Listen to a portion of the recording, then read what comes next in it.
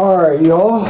Let's talk about the last voyage of the Demeter. Okay, so this is a movie this year that I had no expectations going into.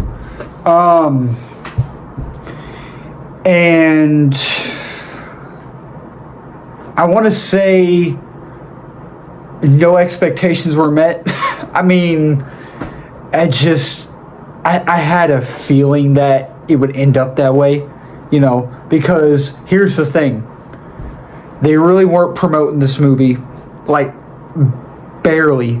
And barely anybody was talking about it. Like, all of the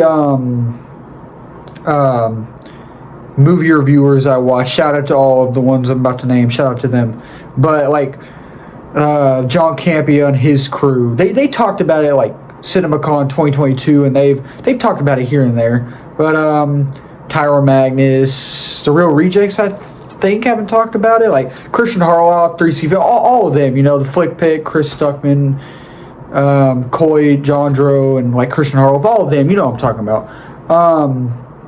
I don't think anybody's talked about it.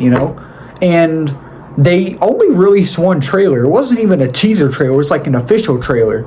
But it was 3 months ago. So, I mean, and it was Universal, DreamWorks, not animation, but pictures. And then, like, Amblin, I think, helped with it. But, I mean, look. It's one of those movies that, and I'm giving it a 6 out of 10. It's a 6 out of 10 for me. It's one of those movies that you don't need to rush out and go see it. You really don't. I mean, it's an okay time. It's not perfect. There are some cool shots in it, though. I have to tell you that. The dialogue is, it's what you'd expect from these type of movies. But it's actually not super predictable. And you'll understand why when you see it. And it's not really, I wouldn't say it's generic. It's kind of generic, but, it's whatever. But, the characters were likable, kind of. The acting was fine. The story was fine. And I tell you this,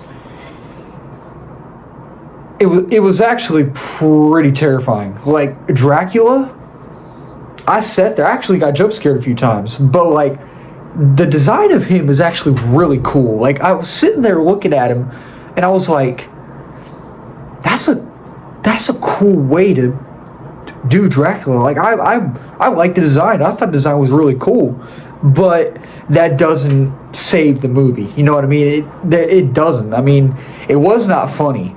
Like there were no funny parts at all in the movie. It was like serious, but wasn't woke. No politics in it. But the thing with me is that I was bored. I was so bored. Like, it's an hour and 50-minute movie. I think it's like 2 hours or something like that. Like, it's either 2 hours or an hour and 59 minutes, something like that. But I was bored. Like, I was really bored. And I didn't even want to be. And I don't want to be bored in any movie I see. I want to like every movie that I go see. You know what I mean? I want to like every single movie. Same with TV shows. I want to like every TV show I see. I don't want to be bored in a movie. I really don't. I don't want to be sitting in the theater checking my phone every 5 minutes or 5 seconds to see when it's going to end. I don't want to do that. I hate doing that. But, like, it's not a bad movie. It's not horrible. It definitely has some redeeming qualities. I tell you that. Like, cinematography was great. The design of Dracula's design was great. The acting was fine. All that certain stuff. Like, the acting was good. Characters were likable for the most part. It's just at the end of the day, again, you don't need to go out and rush to see it. If you want to, go to a matinee and watch it. Go to a matinee. Don't spend like, I don't know. If you go to AMC, don't spend like, how much is it? $10, $12, something like that? Don't. No, if it's not matinee, if you're going to like a standard showing or like, IMAX or something, you don't need to. You really don't need to. But if you're going to like, same with like Regal, Cinemark, or like Evo or anything, you really don't need to. But yeah, it's not great. It's in the middle. It's okay, you know. Like I would recommend people go see it. I mean, if you've read the book, I think this is based off a book, which I don't read, so I mean, you know, I'm probably never going to read it, but I didn't know that till I found out about this movie. The way I found out about this movie was this year, I think, when they released the trailer and the poster. But then again, John Campea, and again, shout out to all these YouTubers I'm naming. Like, shout out to all of them. Go subscribe, show them some love. They're all great. But I think so. Their live coverage for CinemaCon 2022.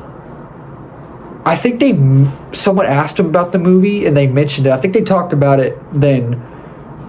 I don't know if they talked about it this year at CinemaCon. I don't know, but you know, it's nothing you really need to rush out and go see. You know what I mean? I know I keep saying that, but it's the truth. And it's not horrible. Like I keep saying, it's not. It's just one of those things, like the tone kind of fell off, you know. But, you know, I'm just rambling on.